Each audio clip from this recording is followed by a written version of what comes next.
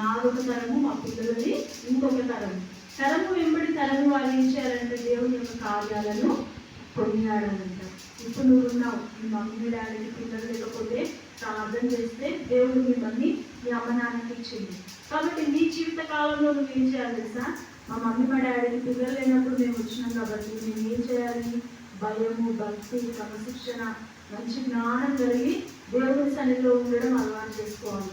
చెడ్డ మాటలు మాట్లాడకుండా, చెడు పనులు చేయకుండా, దేవుని నామాన్ని మహిమపరుస్తూ అందరిలో కూడా మంచి వాళ్ళని అనిపించుకోవాలని ఉంటుందా, చెడ్డ వాళ్ళని అనిపించుకోవాలని ఉంటుందా? మంచి వాళ్ళని అనిపించుకోవాలని ఉంటుంది కదా. కాబట్టి ఆ మంచి జీవితాన్ని మనం జీవించాలి అని అంటే ఎక్కడ నేర్చుకుంటాం? దేవుని సన్నిధిలో మాత్రమే. స్కూల్కి వెళ్తాం, మనకి స్కూల్ నేర్పిస్తుంది, క్రమశిక్షణ నేర్పిస్తుంది కదా. ఎలా చదవాలి, ఎలా రాయాలి, ఎలా పలకాలి, మాటలు అనేది నేర్పిస్తుంది.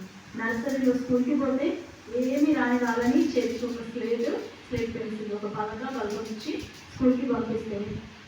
నర్సరీ నుండి LKG, UKG, first, second, 10th class వచ్చేసరికి ఏమైపోతుంది? రాయడం, చదవడం, చదువు రాని వాళ్ళకి, రాయడం రాని వాళ్ళకి కూడా నేర్పించడానికి ఆ చదువు ఉపయోగపడుతుంది కదా. అలాగే దేవుని మందిరం ఏం చేస్తుందంటే, దేవుని మందిరంలోకి వస్తే క్రమశిక్షణను నేర్పిస్తుంది. ఎలా జీవించాలి, ఎలా బ్రతకాలి, ఎలా మంచి పేరు తెచ్చుకోవాలి, కష్టాలలో ఎలా నిలబడాలి, దేవుడికి ఎలా మంచి పేరు మన జీవితంలో మనం కలిగి ఉండాలో, ఎలా జీవించబడాలో, ఎలా సమస్యలలో నిలబడాలో కూడా మనకి నేర్పిస్తుంది దేవుని సన్నిధి. కాబట్టి అలాంటి దేవుని సన్నిధిలో మనం ఎలా ఉండాలి అంటే క్రమశిక్షణ కలిగి ఉండాలి, శ్రద్ధగా ఉండాలి. ఒక స్కూల్ టీచర్ కానీ సార్ కానీ మనం గురించినప్పుడు ఏం చేస్తాం? చాలా డిసిప్లైన్గా కూర్చుంటాం కదా. క్రమశిక్షణగా ఉండడానికి శ్రద్ధ వహిస్తాం. అలాగే దేవుని సన్నిధిలో దేవుడు కూడా మన మధ్యలోనే ఉంటాడు. కాబట్టి ఆ దేవుని సన్నిధిలో మనం కూడా క్రమశిక్షణ కలిగి ఉండాలి. ఇంకా ఇక్కడ మీ పరాక్రమ క్రియలను నేను తెలియజేయగలను, మహోన్నతమైన నీ ప్రభావ మహిమలను, నీ ఆశ్చర్య కాలంలో నేను ధ్యానించగలను అంటున్నాను. మన జీవిత కాలంలో దేవుడు చేసిన కార్యాలను మనం ఏం చేయాలంటే జ్ఞాపకం చేసుకోవాలి. మనిషిని జ్ఞాపకం చేసుకున్నప్పుడు అది మనకి ధైర్యాన్ని ఇస్తుంది, ఆదరణ ఇస్తుంది, నెమ్మదిని ఇస్తుంది, సంతోషాన్ని ఇంకా దేవుని వైపు చూసేలాగా మనకి సహాయపడుతుంది. ఎదురుని క్రియలన్నీ మీకు కృతజ్ఞతాస్తుతులు చెల్లించుచున్నది, మీ భక్తులు మీకు సన్నిధించుదురు అంటున్నారు పరమేశ్వరుడు. మీ క్రియలన్నీ మీకు కృతజ్ఞతాస్తుతులు చెల్లించుచున్నవి, మీ భక్తులు మీకు సన్నిధించుదురు. ఒకసారి ఒక టీచర్ దగ్గర ఒక స్టూడెంట్ వెళ్ళాడంట. ఒక అతను బాగా అల్లరి చేస్తున్నాడంట. తను రాయట్లేడంట, చదవట్లేడంట, చెప్పిన మాట వినట్లేడంట. పక్కన ఉన్న పిల్లల్ని కూడా విసిగిస్తూ టీచర్ కొట్టడం, అల్లరి చేయడం చేస్తున్నాడంట. అయితే అప్పుడు ఆ టీచర్ ఆ అబ్బాయిని చూసి విసిగిపోయి ఏం చేసిందంట, ఒక పేపర్ తీసుకొని పేపర్ మీద నేను మీకు ఒక లెటర్ రాసిస్తున్నాను, తీసుకుంటే మీ మమ్మీకి రా అన్నాడంట. సరే అని ఏం చేసిందంట, మమ్మీ మా టీచర్ నీకు ఇవ్వమని చెప్పి పేపర్ ఇచ్చింది అని ఇచ్చిందంట. ఇస్తే ఆ పేపర్ తీసుకుపోయి ఇస్తే వాళ్ళ మమ్మీని చదివేసరికి అందులో ఏంటంటే, నీ కొడుకు దేనికి పనికిరాడు, నీ కొడుకు రేపటి తీసుకెళ్ళి పంపించకు, ఎందుకంటే తను రాయట్లేడు, చదవట్లేడు, క్రమశిక్షణ ఉండట్లేడు, పక్కన ఉన్న వాళ్ళని కూడా ఆ రకంగా చదవనివ్వట్లేడు, రాయనివ్వట్లేడు, క్రమశిక్షణ ఉండనివ్వట్లేడు, కాబట్టి అతన్ని మా దగ్గరికి స్కూల్కి పంపించకు అని అన్నాడంట. అయితే టీచర్ వాళ్ళ మమ్మీ అది ఏం రాసిందని, టీచర్ ఏం రాసింది మమ్మీ అని కొడుకుని అడుగుతున్నాడంట. అంటే నేను చాలా గుడ్ బాయ్ అని, మంచిగా చదువుతున్నామని, మంచిగా రాస్తున్నామని, క్రమశిక్షణగా ఉంటున్నామని మీ గురించి రాసింది అని అన్నాడంట అబ్బాయి. అవేవి చెడు గురించి తన కొడుకు చెప్పకుండా. అయితే నేను కూడా ఒక పేపర్ రాసిస్తాను, తీసుకెళ్ళి మీ టీచర్కి అని వాళ్ళ మమ్మీ చేసిందంట. నా కొడుకును అర్థం చేసుకోవడం మీకు చేత కాలేదు, మీ జ్ఞానానికి నా కొడుకు జ్ఞానాన్ని అర్థం చేసుకునేంత అనుభవం మీకు లేదు అని రాసి టీచర్కి ఇచ్చిరమ్మన్నాడంట. కొడుకు విషయంలో ఇచ్చేసి చెప్పాడంట. అప్పటి నుండి స్కూల్కి పంపించడం మానిపించి ఇంట్లోనే ప్రతిరోజు బైబిల్ ఎలా చదవాలో నేర్పించి, దాంతో పాటుగా క్రమశిక్షణగా చదవడం, రాయడం, మాకు చదువునంతా కుమారుడికి ఆ కొడుకుకి నేర్పించిందంట. అతనే ఇప్పుడు థామస్ ఆల్వా ఎడిసన్ అని బల్బులు కనుగొన్నాడు. ఎవరు? బల్బు ఉంది కదా, ప్రతి ఇంట్లో బల్బు పెరుగుతుంది కదా, ఆ బల్బుని కనుగొన్నాడు. ఎక్కడ నేర్చుకున్నాడంటే తల్లి దగ్గర, అలాగే బైబిల్ని చదవడం ద్వారా తన జీవితంలో అంత జ్ఞానవంతుడిగా తీర్చిదిద్దబడ్డాడు. ఎలా అంటే క్రమశిక్షణ కలిగి జీవించడం నేర్పించిన తల్లి యొక్క జ్ఞానాన్ని తన జీవితంలో తను అనుసరించాడు. తల్లి చెప్పినట్టుగా విన్నాడు కాబట్టి ఆ స్థితికి వచ్చాడు. ఇక్కడ యెహోవా తన మార్గములన్నిటిలో నీతిగలవాడు, తన క్రియలన్నిటిలో కృప చూపువాడు.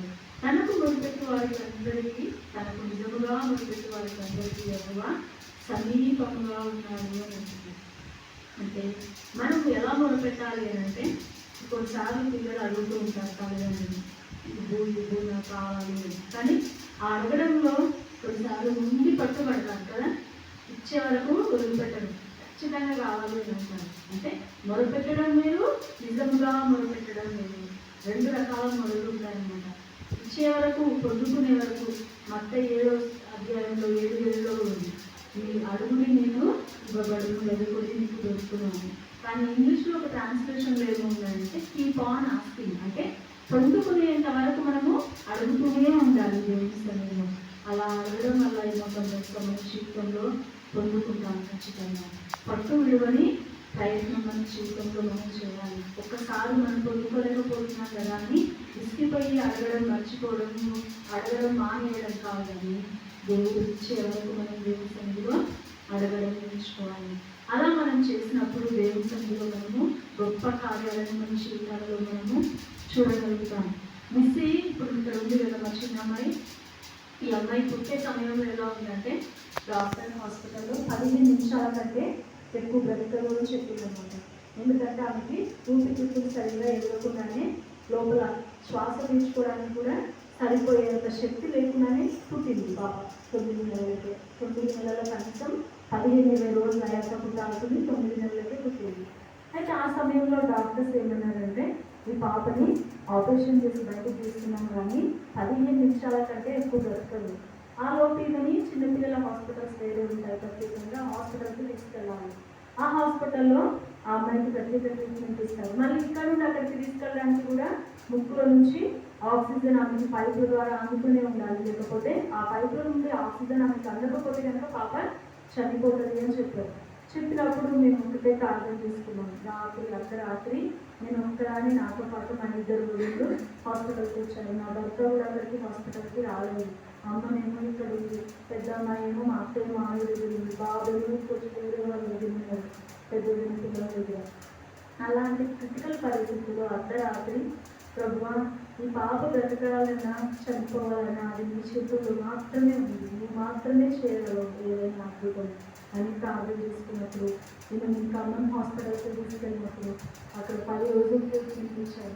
అయితే ఆ ట్రీట్మెంట్లో డాక్టర్స్ అన్నారట, మేము రేపు ఈ పాపకి ఆక్సిజన్ పెట్టకుండా వదిలేస్తే రూమ్లో గాలి పీల్చుకొని బ్రతకగలదా లేదా, ఇంకా ఆమెకి ట్రీట్మెంట్ ఏమైనా అవసరమా, లేకపోతే స్వస్థత అనేది జరిగిందో లేదో మేము రేపు టెస్ట్ చేస్తామని చెప్పిందంట. సరే అని వీళ్ళు మా సార్ అక్కడ ఉండి అనుకున్నారు.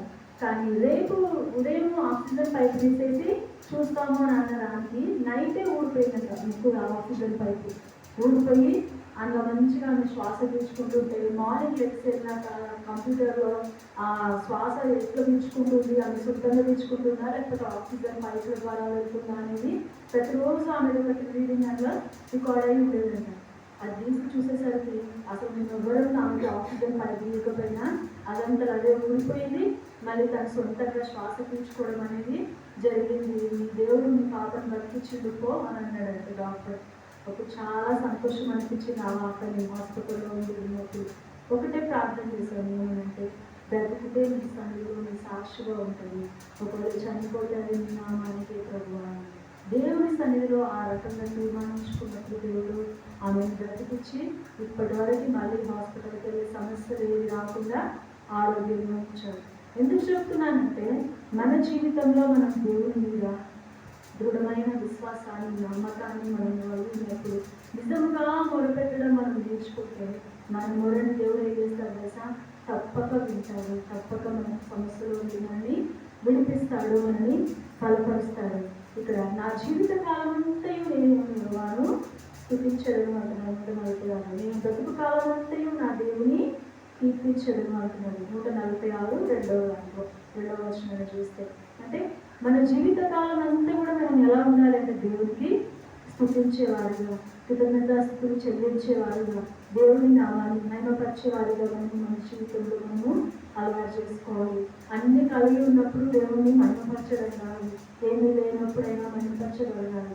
సంతోషంలోనే కాదు, దుఃఖంలో, వేదనలో, బాధలో కూడా దేవుడిని స్థుతించేవారిగా, దేవుడిని ఆరాధించేవారిగా, దేవుడిని కృతజ్ఞతాస్తుతులు చెల్లించేవారిగా మన జీవితంలో మనం ఉన్నప్పుడు దేవుడు మనల్ని తగిన కాలం ముందు ఏం చేస్తాడంటే హెచ్చిస్తాడు, దీవిస్తాడు, అభివృద్ధి పరుస్తాడు.